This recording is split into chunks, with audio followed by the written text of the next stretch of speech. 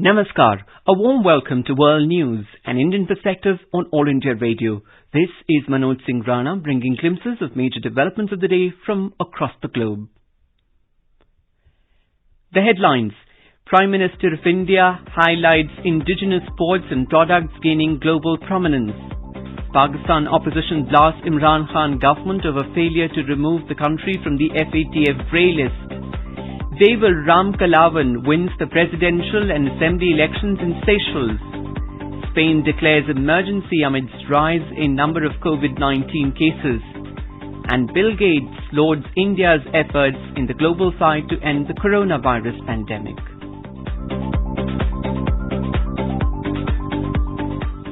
The Prime Minister of India, Mr. Narendra Modi, in his monthly radio broadcast program Mann Ki Baat, drew the attention towards India's contribution to the world of sports.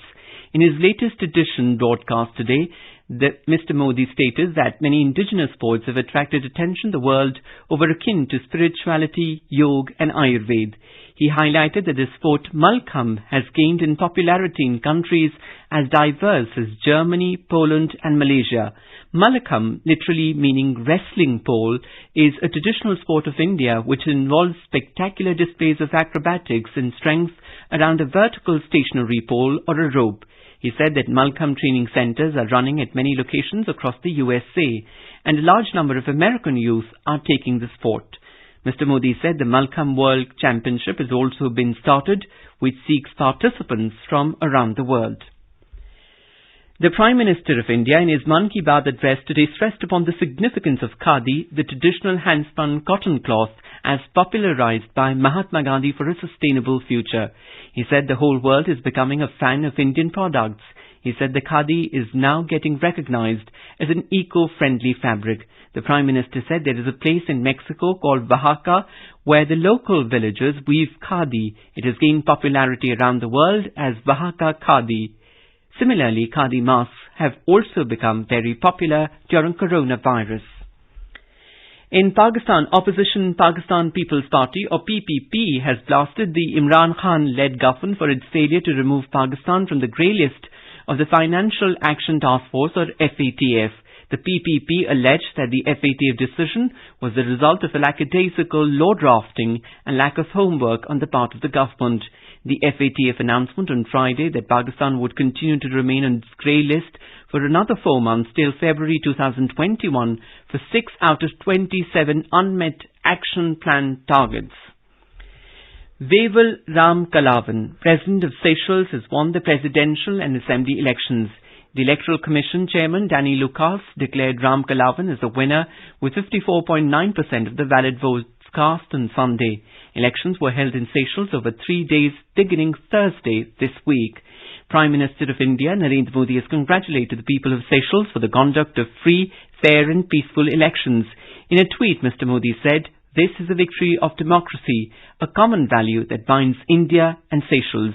The Prime Minister said, "We look forward to a strengthening of the close and traditional relationship between India and Seychelles under the leadership of Mr. Ram Kalawan."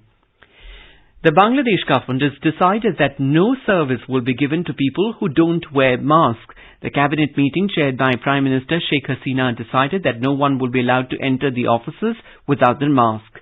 It decided that all offices must install notice boards saying no mask, no service, in order to control the spread of COVID-19 virus in the country.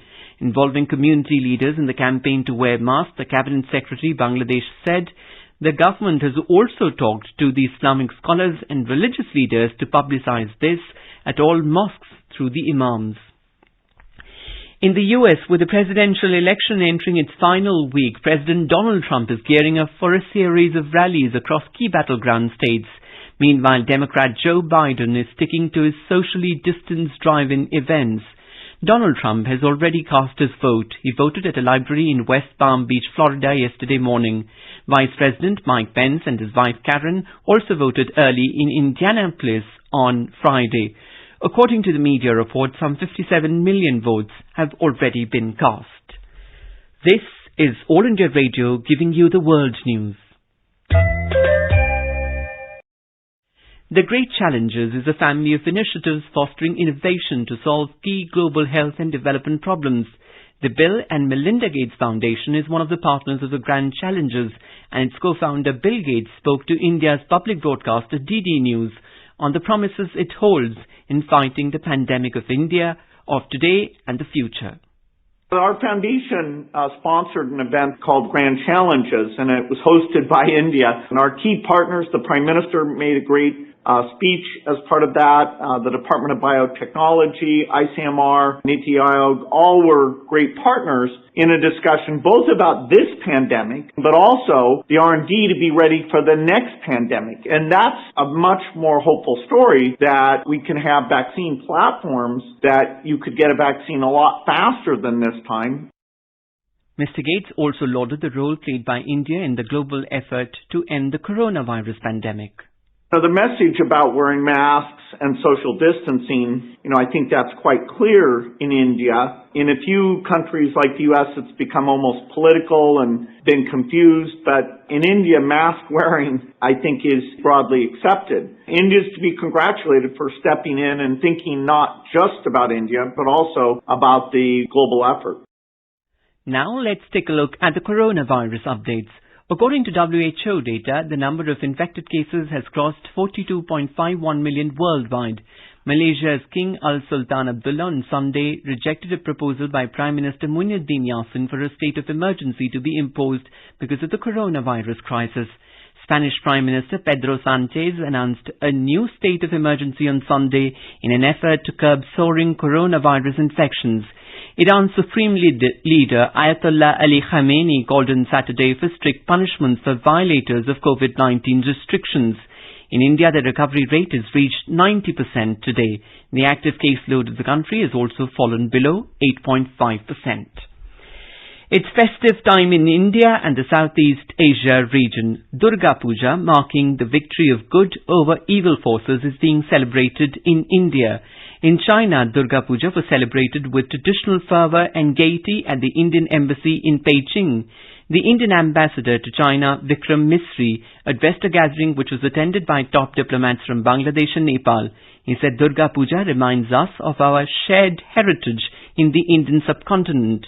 The central message of this festival, the victory of good over evil, is timeless and ever relevant, he added.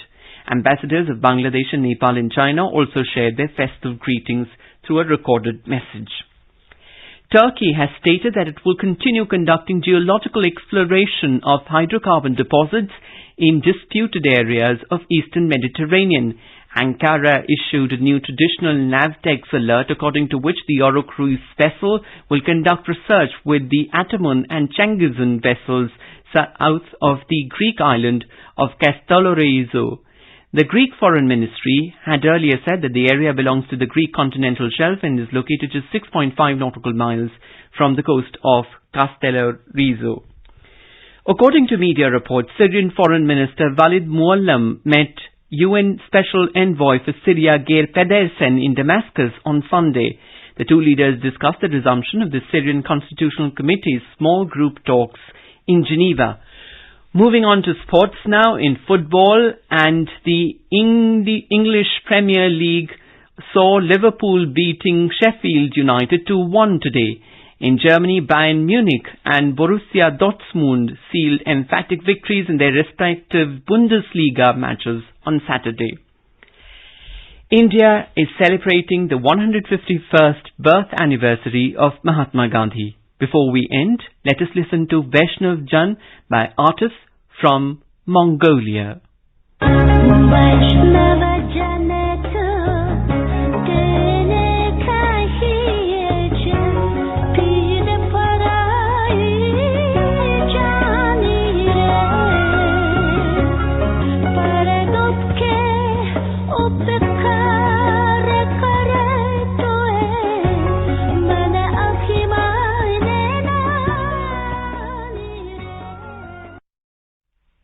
And with that, we end this bulletin. See you at the same time tomorrow with the next edition of World News.